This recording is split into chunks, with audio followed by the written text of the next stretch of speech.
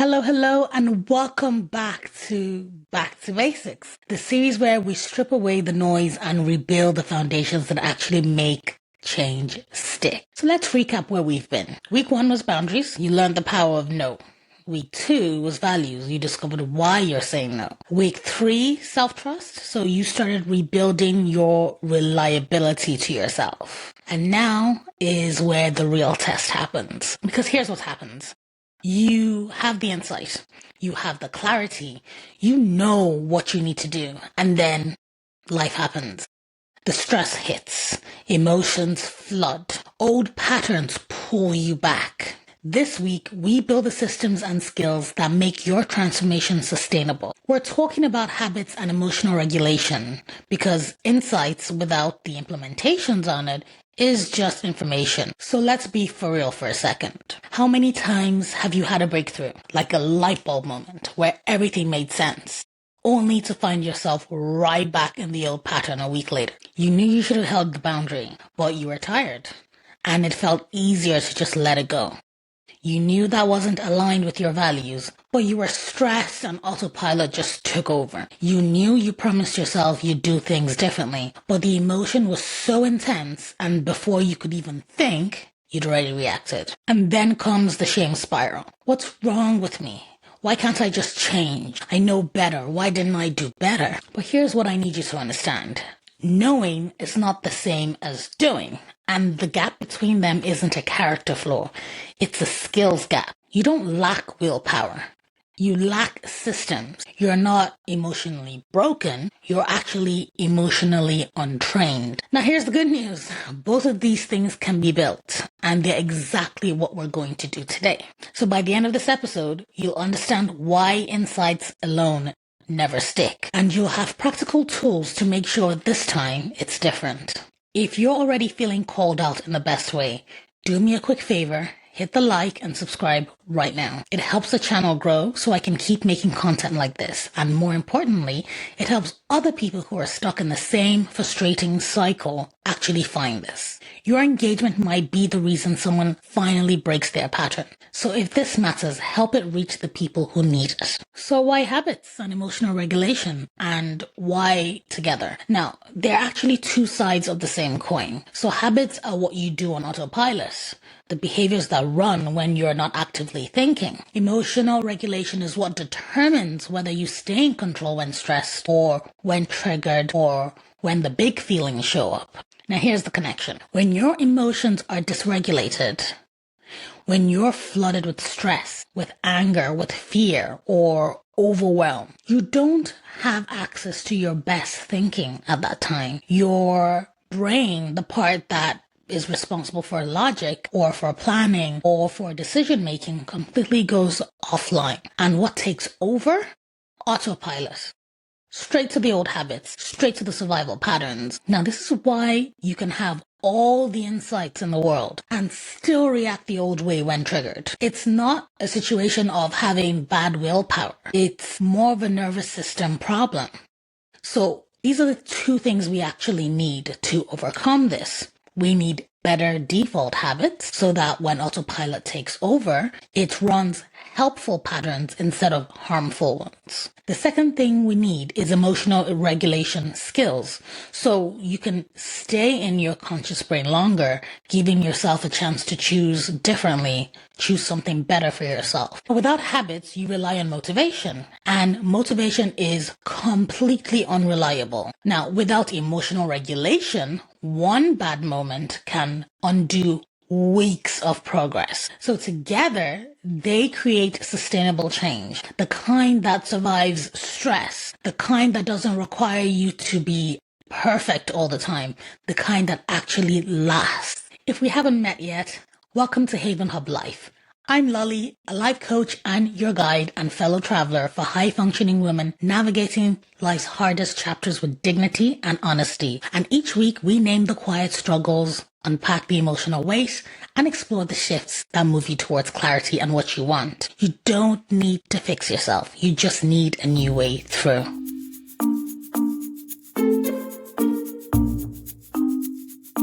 So let's define habits.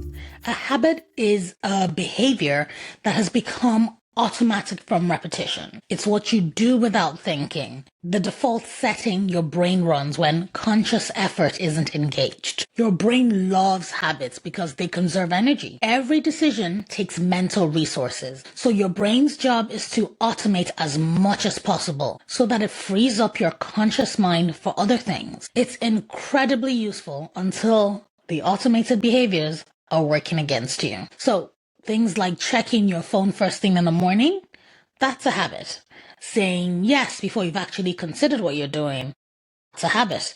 Numbing with food or scrolling or substances when stressed, habit. People pleasing to avoid conflict, you guessed it, habit.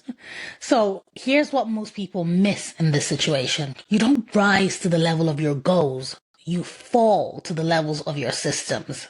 I know you've heard this before, and it's still valid. You see, your habits are your systems. They're running in the background, shaping your life, whether you're paying attention or not. So the question isn't, am I disciplined enough? The question is, what are my defaults?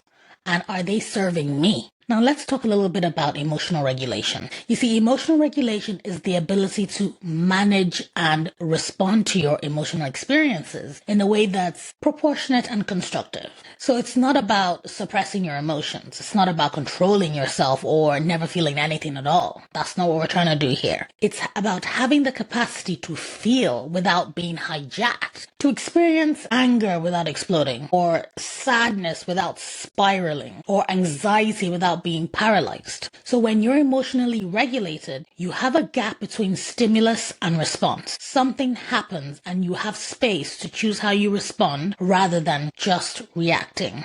When you're emotionally dysregulated, that gap completely disappears. So a trigger happens. The reaction happens. There's no space. There's no choice. There's no pause. And here's the key thing. The emotional regulation is a skill. It's not a trait. So some people learned it when they were growing up. Many didn't. Hello, hi.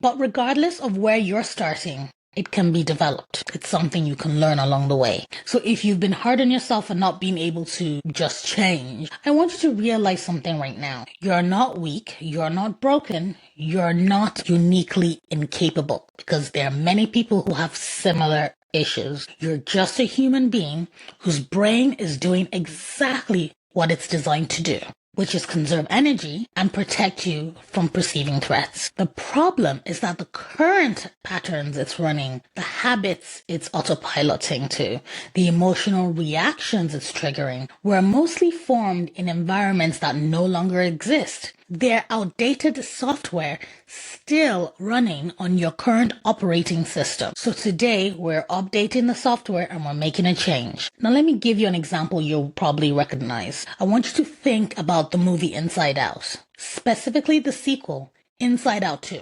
In the first movie, Riley learns all her emotions have a role. So you have joy, sadness, fear, anger, disgust. They're all part of the team. But in Inside Out 2, something shifts. Riley hits puberty and suddenly new emotions show up, including anxiety.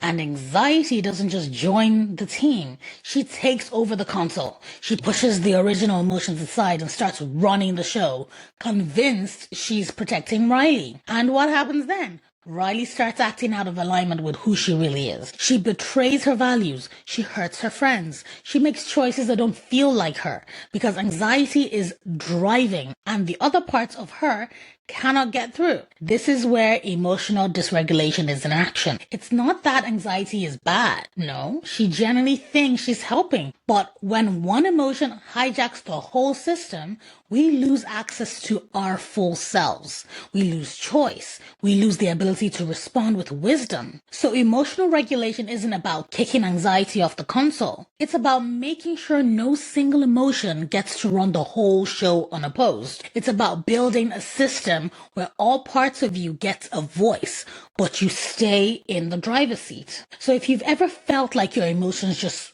took over, like you watched yourself react in ways you didn't want, that's your inside out moment. And the work we're doing today is about reclaiming the console. Now let's rewire some beliefs, because the way you've been thinking about habits and emotions is probably keeping you stuck. So one of the things that we tell ourselves is that I just need more willpower. And the honest truth is, we're better off telling ourselves instead that maybe I just need better systems. You see, willpower is a limited resource. It depletes throughout the day. If your strategy for change requires constant willpower, you're already lost. The people who seem disciplined aren't running on superhuman willpower. They've built environments and habits that make the right choice the easy choice for them.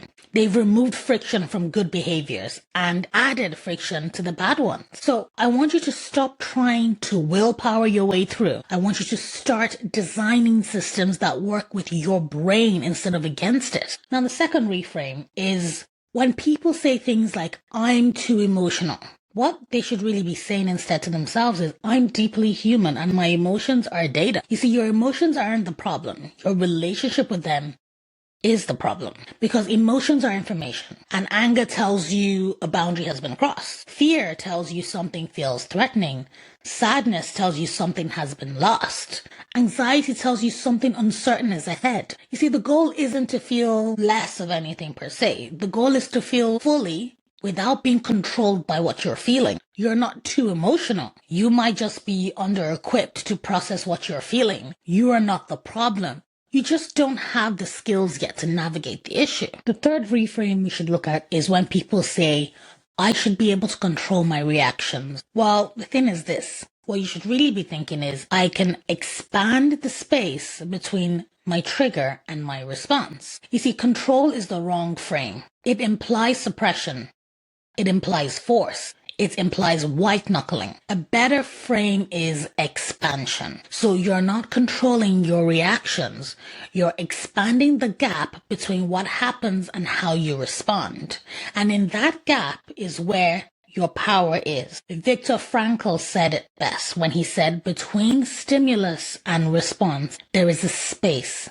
And in that space is our power to choose. Your work isn't to eliminate triggers or never feel reactive. It's to expand that space, even by a second, so you can choose. Now, the fourth thing that we need to reframe is when people say, I've tried to build habits before and failed. Well, what if you start looking at it different and you say instead, I tried to change behavior without changing the environment or identity. You see, most habit attempts fail because they focus only on the behavior. I'm going to work out. I'm going to journal. I'm going to stop scrolling. But you see, behavior is the surface level. Underneath the behavior is environment. What's around you? What's easy? What's hard? And underneath that is your identity, who you believe yourself to be. Now, if your environment makes the old habit easy and the new habit hard, you'll fail. If your identity still says, I'm someone who stress eats, or I'm not a morning person, you're gonna fail. You see, the real habit change works on all three levels, and that's what we're going to do. So we're gonna get practical today. I'm going to give you two frameworks, one for habits and one for emotional regulation. Together, they create your sustainability system. So with habits, we're going to use something called the stack method. It's 5 principles for building habits that actually last. So we'll start with S, which is start stupidly small. We've covered this in the self-trust episode, but it's worth repeating because your brain resists big changes. It perceives them as threats to the status quo. So don't start with, oh, I'm going to meditate for 30 minutes. Maybe start instead with, I'm going to sit quietly for 60 seconds. Don't start with, I'm going to work out 5 days a week. Maybe instead start with, I'm going to put on my workout clothes. And the goal at the beginning isn't results. It's repetition. You're training your brain that this is something you do now, and then you scale up later. The T in the stack method is tie into an existing habit. It's habit stacking. So your brain already has established neural pathways. So things you do automatically every day, whether it's brushing your teeth or making a coffee or getting in your car. These are things that you know you're going to be doing every day automatically. So the easiest way to build a new habit is to attach it to an existing one. So here's a formula we can use in this situation. You can say, when I existing habit, I will new habit. So let me give you some examples. So after I pour my morning coffee, I will write 1 sentence in my journal. Or after I get in my car, I will take 3 deep breaths before starting the engine. After I brush my teeth at night, I will read 1 page of a book. When I'm brewing my coffee, I will unload the dishwasher. You're not creating a new routine from scratch. You're piggybacking on a routine that already exists. Now let's move on to A in the stack method, which is adjust to your environment. So you have to work on making the good habit easy and making the bad habit hard. So if you want to scroll less, you put your phone in another room at night, for example. That'll add a little bit of friction. If you want to eat healthier, maybe put the fruit on the counter and the chips in a hard-to-reach cabinet. If you want to journal more, leave the journal open on your pillow so you see it before bed. You see, environment design is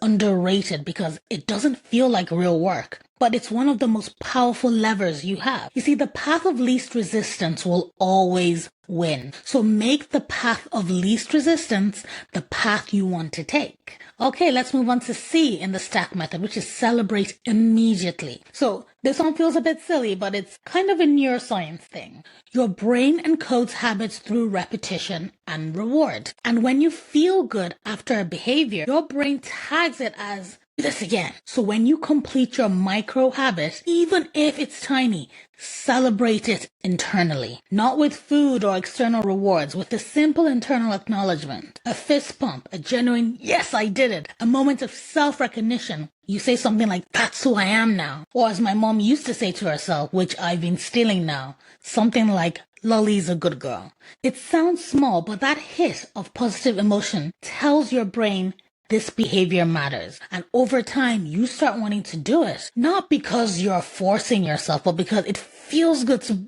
be someone who follows through. All right, so we are coming to K in the stack method, which is know your why and your when. So every habit needs to be tied to something bigger. This is where your values from week 2 come back in. So why are you building this habit? What value does it serve? And then you can tell yourself, for example, I'm building a morning routine because I value intentionality. I don't want to start my day reactive. Or I'm building a workout habit because I value energy. I want to show up fully for my life. Or I'm building a journaling habit because I value self-awareness. I want to understand my own patterns. When your habit is anchored to a value, it has meaning, and meaning creates motivation that lasts longer than willpower. And when will you do this habit? You see, vague intentions will fail, but specific plans always succeed. So you don't tell yourself, I'll journal more. No, that's not going to work out. But if you tell yourself, I'll journal for 5 minutes after morning coffee at my kitchen table, that's specific. Now, time, place, trigger, lock it in, okay? So let's talk about the emotional regulation, because you can have the best habits in the world and one emotional hijack can unravel everything. I'm going to teach you the pause protocol, which is a 5-step process to use in the moment when you feel yourself getting flooded. So this is your emergency brake, your pattern interrupt, the thing that expands the space between trigger and response. So we'll start with P in the pause protocol. The first step is simply noticing that you're activated. So it sounds obvious, but most people don't even catch themselves until they've already reacted. So you need to learn your early warning signs. Is it that your heart is racing? Is it your chest tightening? Is it your jaw clenching? I'm a jaw clencher myself. Is it your shoulders tensing? Heat rising in your face and neck? Your thoughts racing or going blank? Your body knows before your mind does. So train yourself to notice, oh, I'm getting activated right now, Just naming it increases a micro distance between you and the emotion. You go from being the anger to observing the anger. And that shift is everything. So the next in the pause protocol is A, which is anchor to your breath. Now, once you've noticed the activation, your next job is to regulate your nervous system before you do anything else. The fastest way to do this is through breath control. So here's a very simple technique. It's box breathing. You inhale for 4 counts. 1, 2, 3, 4. Hold for 4 seconds. 2, 3, 4. Exhale for 4 seconds. 1, 2, 3, 4.